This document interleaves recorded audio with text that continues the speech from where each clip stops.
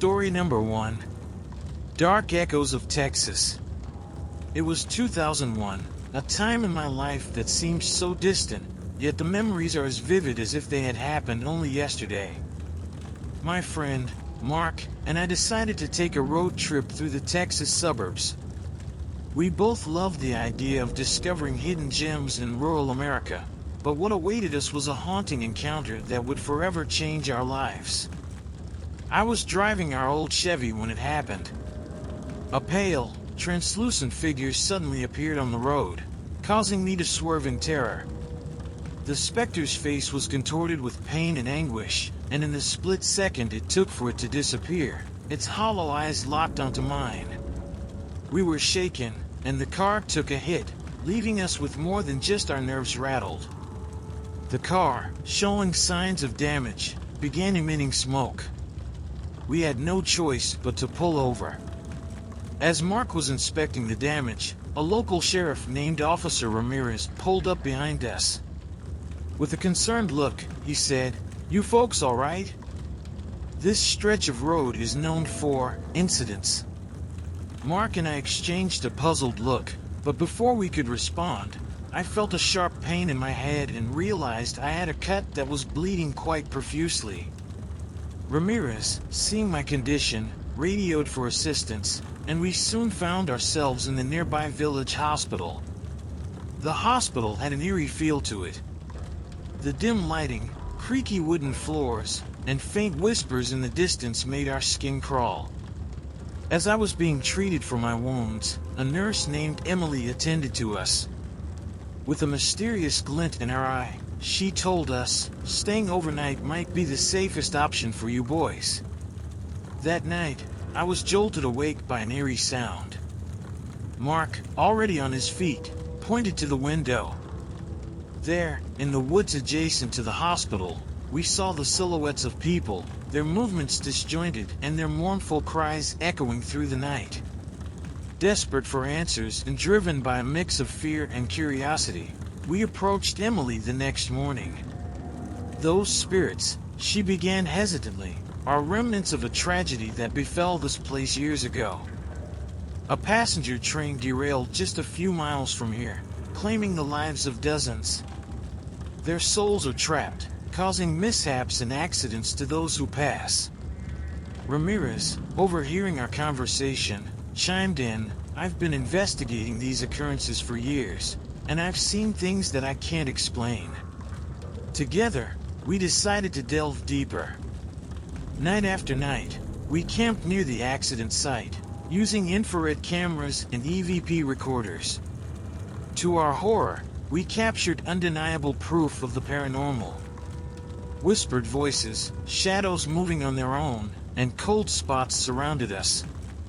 The investigation revealed the train derailment was no accident. Sabotage by a disgruntled employee had led to the untimely deaths of innocent passengers. Their spirits, restless and seeking justice, haunted the area, hoping to draw attention to the truth of their demise. With the evidence in hand, Ramirez brought the truth to light, ensuring that the spirits were remembered and the guilty party faced justice. Over time, the spectral appearances lessened, and the road became safer for travelers. Mark and I left Texas, but the memories of that trip never left us. The ghosts of the past, their sorrow, and the journey to uncover the truth will forever remain etched in our souls. We were mere tourists, but we left with a profound understanding of the fragile line between life, death, and the unresolved mysteries that linger in between. Story number 2. Shadows of Suburban New York. The year was 2002. My sister Clara and I had decided to explore the lesser-known parts of New York, far from the city's towering skyscrapers and bustling streets. I was driving through the suburban roads, excited about the tranquil retreat that awaited us. But as is often the case, life had other plans. Out of nowhere, a phantom-like figure appeared on the road, causing me to swerve in panic. Its piercing eyes seemed to look right through me, leaving an indelible mark on my soul. The sudden maneuver resulted in our car crashing into a tree. Shaken and bruised, Clara and I tried to make sense of what had just transpired. Luckily for us, a local named Martin, who was also a mechanic, happened to be passing by. Seeing our distressed state, he stopped and offered to help. He took one look at the car and remarked, "You won't be going anywhere in this tonight." Martin informed us of a nearby rural hospital where we could get our injuries treated. Given our condition and the wrecked state of the car, we had no choice but to follow his advice. Once we reached the hospital, we were introduced to Dr. Lillian, a kind and attentive physician. As she tended to our wounds, she spoke of the numerous accident victims that had been brought in, all recounting similar tales of spectral apparitions on the road. Intrigued and eager for a distraction from our pain, Clara and I decided to investigate the phenomenon. With Martin's local knowledge and Dr. Lillian's medical perspective, we delved deep into the history of the area. We discovered that many years ago, the road we were on was the site of a catastrophic bus accident. A school trip had gone horribly wrong, and the bus, filled with children and teachers, had careened off the road. All on board perished in the tragic event. One evening, as we were camping out near the accident site, the woods came alive with spectral forms. Children laughing, teachers calling out. It was both heartbreaking and terrifying. Armed with cameras and recorders, we managed to capture undeniable proof of the lingering spirits. Dr. Lillian shared with us old hospital records, which hinted at a possible reason for the accident. Brake failure had been mentioned, but a note scribbled in the margins caught our attention. Faulty maintenance? John's garage? Martin recalled a local legend about a mechanic from John's garage who had been involved in some shady dealings. Could it be that the bus had been intentionally tampered with? Our findings pointed to a sinister cover-up. With a heavy heart, we took our evidence to the authorities. The subsequent investigation confirmed our suspicions. The accident was no accident at all. The mechanic, driven by personal vendettas, had sabotaged the bus, leading to the horrific incident. As the truth emerged, there was a noticeable decline in the spectral sightings. It was as if the restless souls had finally found some semblance of peace. Clara and I returned to the city, forever changed by our chilling encounter with the shadows of suburban New York. Our aim was to discover the lesser-known parts of the state, but we ended up uncovering a buried truth that had haunted the souls of the departed for years. The experience served as a grim reminder that sometimes the scariest stories are those that are rooted in reality. Story number 3. The haunting shadows of Los Angeles suburb. The memories of 2003 remain etched in my mind, chilling and ever-present. My friend Lucas and I were fresh out of college, eager to traverse the country. We chose a route that would take us through a quiet Los Angeles suburb, a stark contrast to the city's glamorous facade. I was driving, with Lucas managing our playlist, when an ethereal figure materialized in the middle of the road. I swerved, narrowly avoiding it, but our car careened off the side, taking a hard hit against a tree. We were both dazed, with the ghostly apparition's face, sorrowful and pleading, etched into our memories. A local resident, an astrophysicist named Dr. Helena, witnessed our crash. She rushed to our aid, and after assessing the situation, advised us to head to the nearby rural hospital.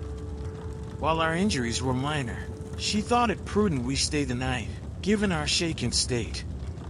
Once admitted, we met Nurse Alejandro, whose somber demeanor hinted at the weight of a heavy past. Seeing our confusion and distress, he shared a story with us. "This isn't the first accident caused by that apparition," he began.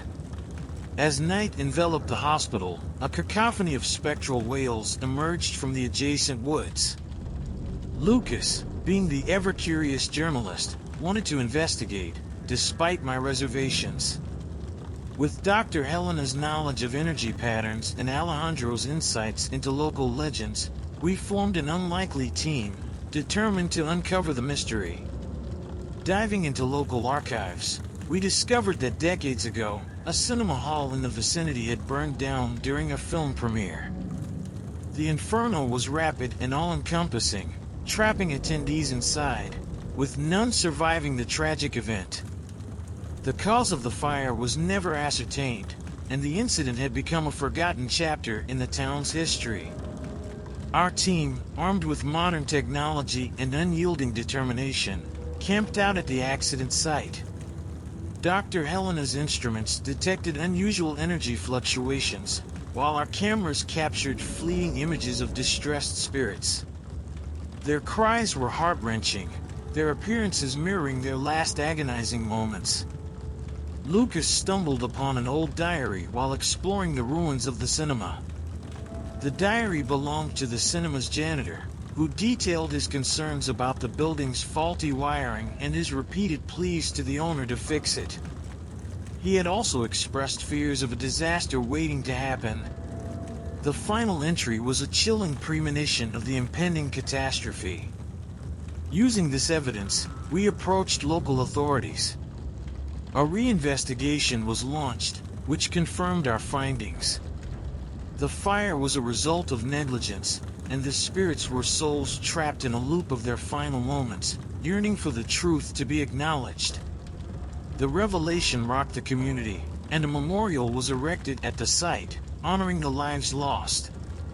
With time, the apparitions and spectral sounds started diminishing, indicating a sense of closure for the departed souls. Lucas and I left the Los Angeles suburb, our lives forever altered. We had come as tourists, seeking adventure, but we left with a heavy burden of truth and a profound respect for the unseen forces that linger among us. Story number 4. Whispers of the San Francisco Fog. 2004 was the year that I, alongside my brother Daniel, embarked on a scenic road trip through the suburbs of San Francisco. The city, known for its iconic Golden Gate and hauntingly beautiful fog, promised an adventure. However, our journey took a dark twist that neither of us could have ever anticipated. I was driving through a dense fog that had settled over the winding roads. Daniel was recounting stories of our childhood when a ghostly apparition, a woman draped in an old-fashioned gown, appeared before us. I slammed on the brakes, but it was too late. Our car skidded and crashed into a roadside barrier. A local historian named Robert and his friend Mia, a medium, happened to be nearby.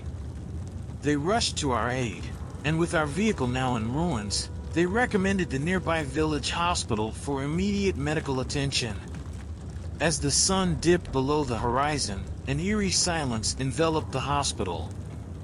That night, as Daniel and I tried to rest, the soft whispers of unseen entities echoed through the corridors. Figures, shrouded in the mists of time, appeared and disappeared in the surrounding woods. Disturbed and curious, we shared our experiences with Robert and Mia. Robert, with a grave expression, began, "This land has a history, a tragic one." He spoke of a devastating earthquake that had hit the suburb in the early 1900s. Many of the town's inhabitants perished, their homes buried beneath the rubble. Mia, with a distant look in her eyes, added, "Their spirits are restless. They yearn to be remembered, to have their stories told." Determined to help these lost souls find peace, we embarked on an investigation. Guided by Mia's spiritual sensitivity and Robert's vast historical knowledge, we uncovered a series of letters, photographs, and articles. These fragments painted a picture of a tight-knit community, its dreams shattered in an instant by nature's wrath. The apparition that had appeared before our car was identified as Isabella, a school teacher who had tragically lost her life while trying to save her students during the quake.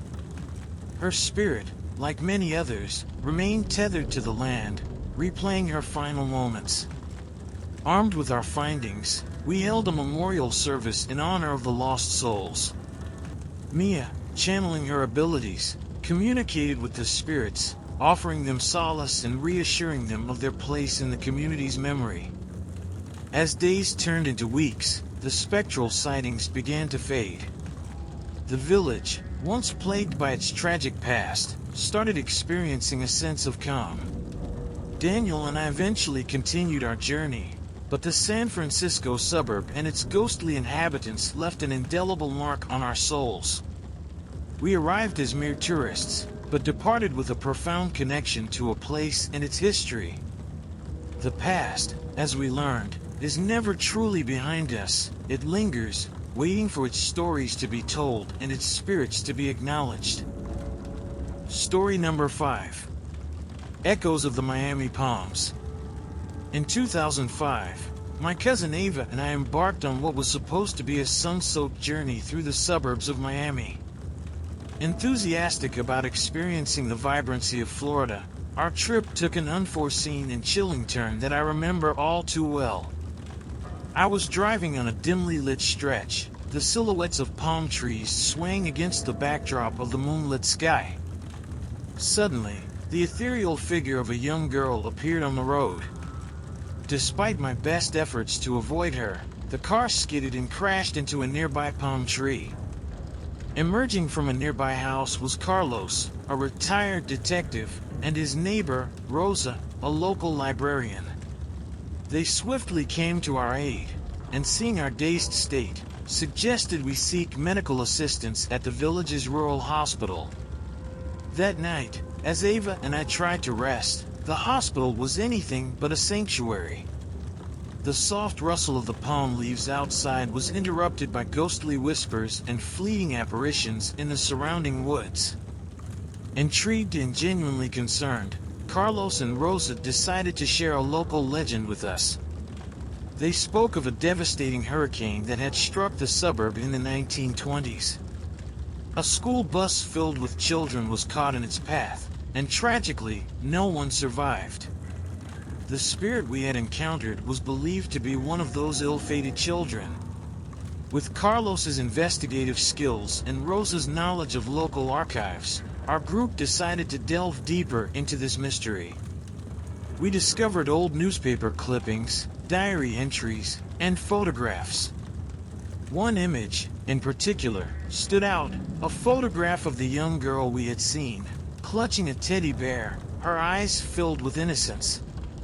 Haunted by her gaze and driven by a desire for closure, we decided to hold a vigil on the anniversary of the hurricane. Rosa guided us in setting up an altar with photographs and mementos of the lost souls. As night fell and the winds began to howl, the spirits made their presence known. Their forms flickered between the palm trees, their voices echoing with the pain of lost time. In the heart of that emotional whirlwind, the young girl approached us. Holding out her teddy bear, she whispered, "Thank you," before fading away with the other spirits into the night. As dawn approached, a palpable sense of peace enveloped the suburb. Carlos and Rosa believed that our acknowledgement of the spirits and their tragic fate had finally given them the closure they had been yearning for. Ava and I left the Miami suburb with heavy hearts, carrying with us the weight of the stories we had unearthed.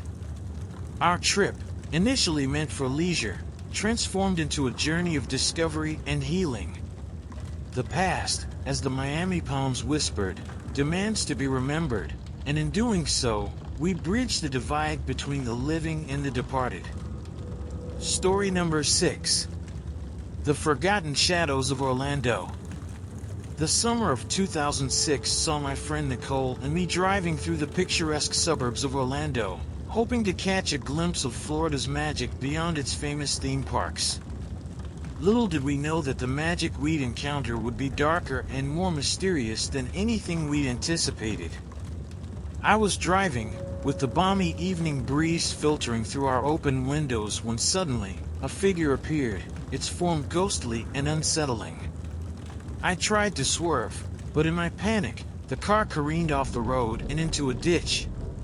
Our immediate vicinity was silent except for our labored breaths. It was a stroke of luck that Adrian, an archaeologist working on a nearby site, and Giselle, a folklore professor from a local college, witnessed our crash. They quickly came to our aid and, realizing our disoriented state, suggested we seek medical care at the village hospital. The hospital, with its creaky floors and dim lighting, felt more like a relic from the past than a medical facility. Nightfall intensified its haunting ambience. The shadows in the nearby woods seemed to come alive, with ethereal figures darting between the trees, their whispers filling the air. Sensing our distress, Giselle began to recount the history of the area. Years ago, she began in a hushed tone, this land was home to a thriving community that met a tragic end. A sinkhole opened up with no warning, swallowing homes and taking countless lives. Adrian added, "The site I'm working on? It's believed to be the epicenter of that catastrophe." Driven by a desire to understand our ghostly encounter and the history of the area, we all decided to investigate further. Combining Giselle's knowledge of local legends and Adrian's archaeological expertise, we unearthed old journals, maps, and remnants from the lost community.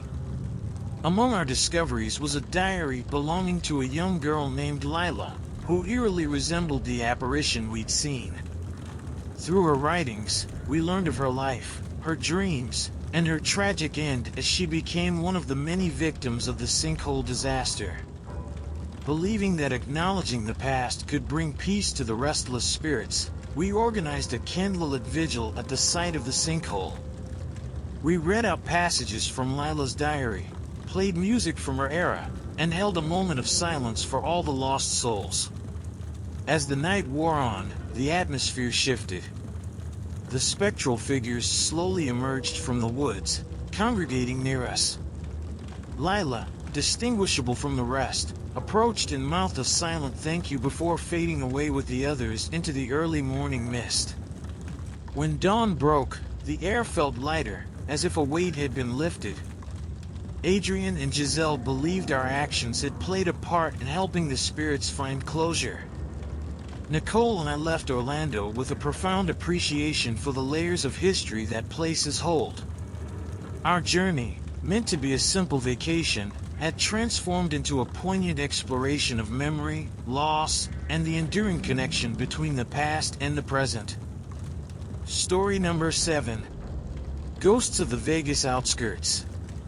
In 2007, while the city of Las Vegas bustled with the electrifying energy of casinos and nightlife, its outskirts bore witness to a chilling tale that my friend Liam and I would inadvertently become a part of. I was driving through the seemingly endless desert landscape, with the setting sun painting the sky in shades of gold and crimson. We were reminiscing about our trip when an apparition of a man in a tattered suit appeared right in front of our vehicle. Unable to react in time, our car veered off the road, coming to a jarring halt against the cactus. By sheer coincidence, or perhaps fate, a paranormal investigator named Cassandra and her friend, a historian named Blake, were in the vicinity. They rushed to our aid, and after ensuring we were relatively unharmed, recommended the nearby village hospital. As night draped itself over the desert, the hospital's antiquated architecture took on a sinister vibe. From our room, we could see shadowy figures weaving through the woods, their eerie cries reverberating in the still air. Intrigued and unnerved, Liam and I decided to share our experience with our newfound acquaintances. Blake, with a grim expression, began recounting the history of the area. Before Vegas became the entertainment capital, he began, this suburb was known for its gold mines. But a tragic mining accident buried scores of miners alive. Cassandra added, many believe that those souls never found peace, causing this stretch of road to be haunted. Empowered by Cassandra's tools and Blake's knowledge, our impromptu team decided to seek answers.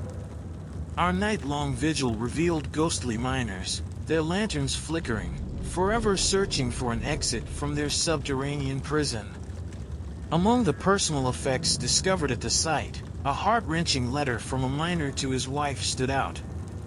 In it, he detailed his hopes for a prosperous future and his dreams for their children, making the tragedy even more palpable.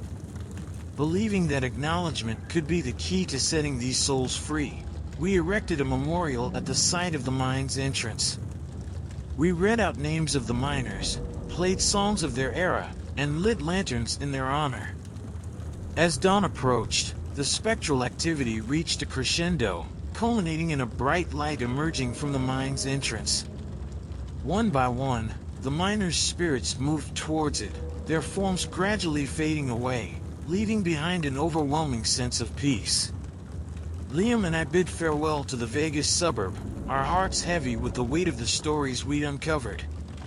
We came seeking the thrill of the city, but left with a profound connection to the souls that once called its outskirts home.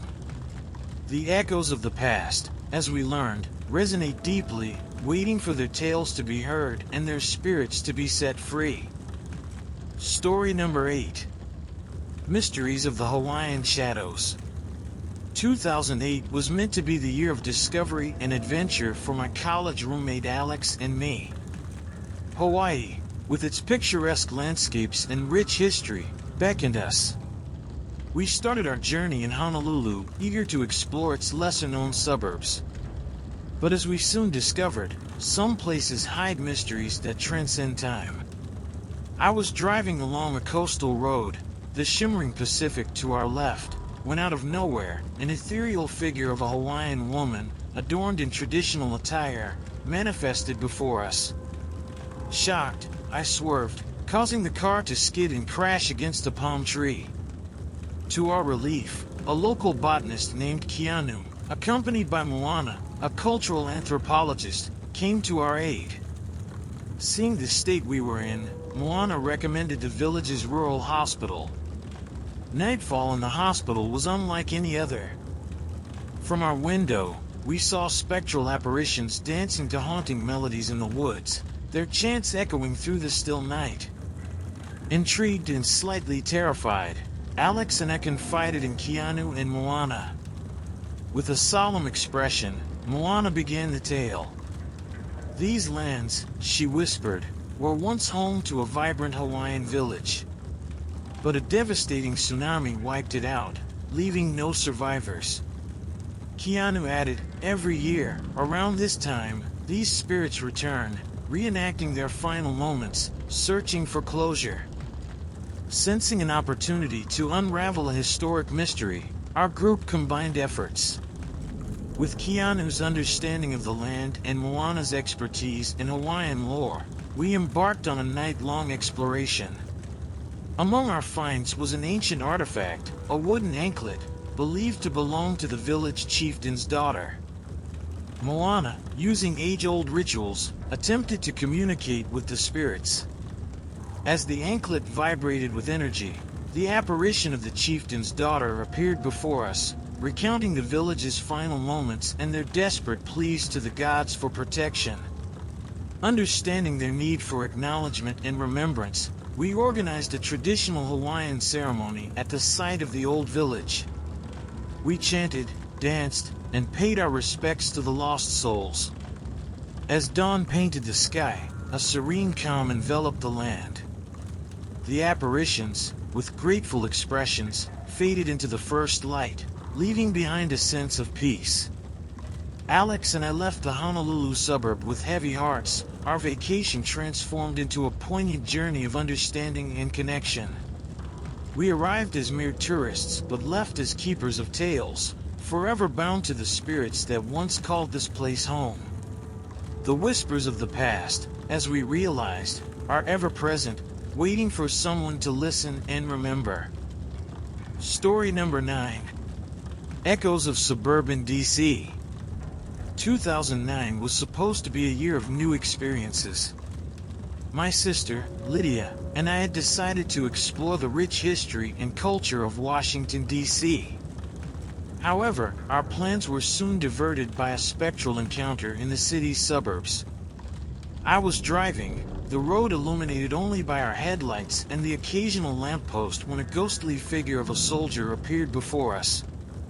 I tried to maneuver away, but in the panic, our car spiraled out of control, ending in a jarring collision with a roadside sign.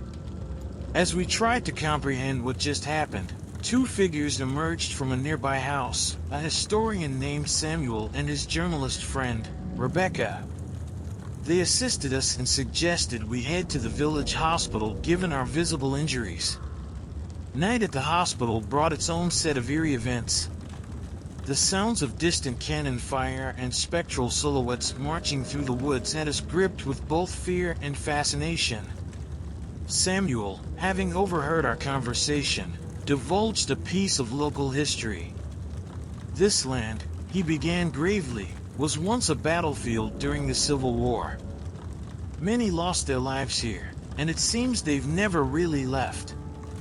Rebecca added, there have been countless reports of phantom soldiers and unexplained phenomena in this area.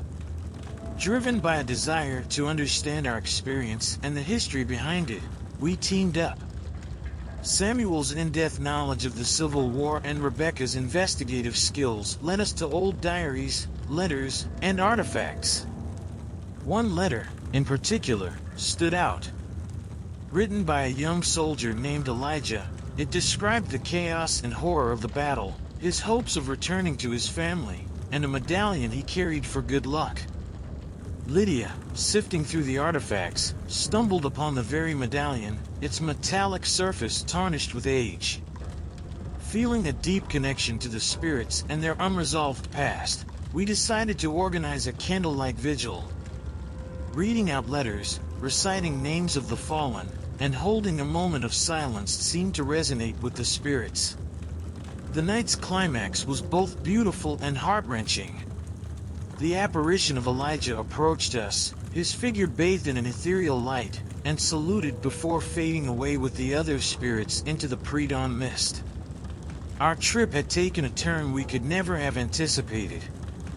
Lydia and I left suburban DC with more than just memories. We left with a profound understanding of the weight of history and the tales that the land remembers. While the city of Washington, D.C. boasts monuments and museums, its suburbs echo with stories of bravery, sacrifice, and souls yearning to be remembered. Story number 10. The Whispering Woods of Chicago's Outskirts. 2010 marked a turning point in my life. My friend, Emma, and I, both avid travelers, had mapped out a journey through the Windy City, starting from its vibrant heart to its serene suburbs.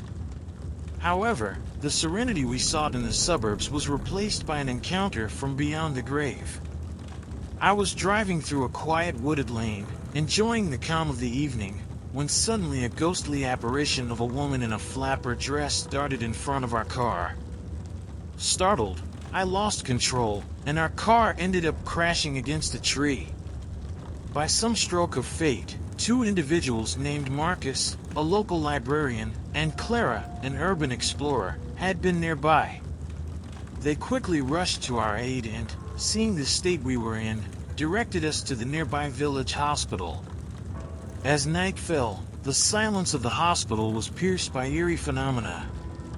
The woods surrounding the facility seemed to come alive with spectral figures, their whispers recounting tales of old, filled with both joy and sorrow.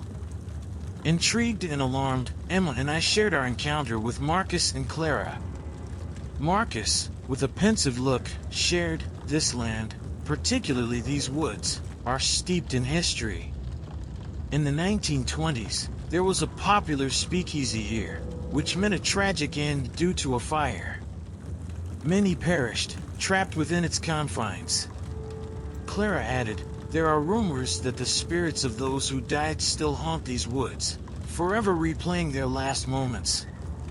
Motivated to unearth the truth and perhaps bring some peace to the restless spirits, our newfound team dove deep into the past. Marcus's archival skills and Clara's knack for unearthing hidden urban tales led us to old newspaper clippings, photographs, and even charred remnants of the speakeasy. One photograph was particularly striking, a young woman in a flapper dress, her face radiating joy, identical to the apparition we had seen. Believing that acknowledgement and remembrance could help these souls, we organized a tribute in the heart of the woods. We played jazz music from the era, lit candles, and read out names and stories of the speakeasy's patrons. As the music wafted through the trees, the spirits began to dance, their ethereal forms glowing softly in the candlelight. The woman in the flapper dress approached us, mouthing a silent thank you, before gracefully disappearing with the others into the night. Emma and I left the Chicago suburb with a deeper appreciation for the stories that places hold, concealed beneath layers of time and memory. Our journey, originally aimed at discovery, had transformed into a mission of redemption and remembrance. The past, as we had come to understand, often lingers in the shadows, yearning to be seen, heard, and finally, set free. Story number 11. Ghosts of the Bostonian Woods. 2011 was the year my best friend, Evan, and I decided to take a historical tour of the East Coast, ending with the rich history of Boston. Our plan was to soak in the city's lore, but the suburbs revealed a chapter of history neither of us was prepared for. I was driving on the outskirts, the road framed by the thick Bostonian woods, when suddenly a colonial-era soldier materialized before us. In the ensuing panic, our car crashed against a stone marker. Emerging from the trees were Eleanor, an archivist, and Gregory, a folklore expert. They assisted us, and recognizing our distress, suggested the local rural hospital for the night. As darkness enveloped the landscape, the hospital became a beacon of spectral activity. Ghostly figures from various eras roamed the woods, their mournful cries echoing with tales of yesteryears. Sharing our encounter with Eleanor and Gregory, Eleanor said, "These woods have seen many events, from colonial wars to secret revolutionary meetings. Many souls met their end here, and it seems they linger still." Gregory added, "There are legends of a lost militia group, ambushed and massacred, their bodies never found." Curiosity piqued, we combined our efforts for an overnight investigation. Eleanor's access to old records and Gregory's vast knowledge led us to a forgotten journal from 1775. The writer, a militiaman, detailed their movements, their dedication to the cause, and cryptically mentioned a rendezvous that would seal their fates. With Gregory's guidance, we conducted a ceremony, hoping to connect with the spirits. The colonial soldier we had seen earlier emerged, introducing himself as Captain Nathaniel. Through him, we learned of the tragic ambush, their desperate last stand, and their hope for recognition and a proper burial. Understanding the depth of their anguish, we collaborated with local authorities. A memorial was erected in their honor, recognizing their sacrifice. The following night was calm, the previously restless woods now serene. Captain Nathaniel reappeared, gratitude evident in his ethereal eyes. With a salute, he faded away, the woods finally at peace. Evan and I left Boston's suburbs with a profound respect for the layers of history interwoven with the land. Our trip had become a bridge across time, connecting the living with the souls of the past. History, we realized, is not just in books or monuments, it's in the very soil we tread upon, waiting to be remembered. Story number 12. Phantom Memories of Philadelphia's Outskirts. The year 2012 started with a promise of an historic journey for my cousin, Rachel, and me. Our plan, to delve into the rich tapestry of Philadelphia's history. But it was the stories lurking in the shadows of its suburbs that gripped our souls. I was driving, guided only by the car's headlights, when an apparition of a colonial woman, her gaze filled with sorrow, appeared on the road. Startled, our car veered and crashed into an old wooden fence. From a neighboring farmhouse emerged two figures, David, a local historian, and Lila, a medium known for her sensitivity to spiritual energies. They helped us out, and after assessing our minor injuries, suggested we stay at the village hospital nearby. The hospital, surrounded by dense woods, transformed with nightfall. The silhouettes of long-forgotten souls wandered, their whispers telling tales of love, betrayal, and unfinished business. Sharing our encounter with David and Lila, David explained, "This land has witnessed many a tragedy, from battles to personal conflicts during the Revolutionary era." Lila added, "One story speaks of a love triangle ending in a duel, with the innocent Eliza, torn between two suitors, dying of a broken heart." Intrigued, we decided to delve deeper. David's extensive records led us to Eliza's diary, revealing her torment over her feelings for two men and the impending duel. Lila, using her abilities, connected with Eliza's spirit, allowing her tale of sorrow and regret to unfold. Eliza's spirit spoke of the duel's tragic outcome, where both suitors died, and her subsequent death from heartbreak. She expressed her longing for peace and for the truth of the tragic event to be acknowledged. Moved by her story, we organized a memorial service in the woods. We honored all three lives, acknowledging their story in the tragedy of love and honor gone awry. The night was charged with emotion. As dawn approached, Eliza, accompanied by the apparitions of her two suitors, appeared before us. The three spirits, their faces reflecting gratitude, joined hands and slowly faded away into the breaking day.